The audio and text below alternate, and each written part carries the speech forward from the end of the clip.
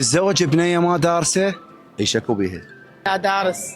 شرط دارس. طبعا الدراسة لها تأثيرها يعني. نعم. يعني كل شيء مثل يعني العلم نور والجهل ظلام. دارسة. شرط إلا دارسة. اي شرط الا دارسة. نعم، شنو السبب؟ السبب مثقفة. انا عن نفسي مو قياس اذا كانت البنيه دارسه او مو دارسه. ممكن تلقى بنيه دارسه عقلها صغير وما مفتهمه الحياه بصوره صحيحه. نعم. وممكن تلقى ما دارسه بس لا مفتهمه الحياه وتقدر تستوعب الرجال. مو الدراسه مو فرق، احنا ما نخليها مقياس الزواج. نعم. يعني يجوز اكو بنيه دارسه ويعني انت ما تعجبك، مو نفس اللي ببالك، ويجوز نعم. اكو بنيه ما دارسه بس هي اللي ببالك، فانت بعد تشوف عقليتك تتوالم وياها، افكارك تتوالم وياها. نعم. وهو هذا الشيء صحيح انا برايي. عمي عذريني، آه. هذا هاي بسؤال ما بس ما له شغله بالصح. نعم. ايه اكيد الدارسه افهم واحسن.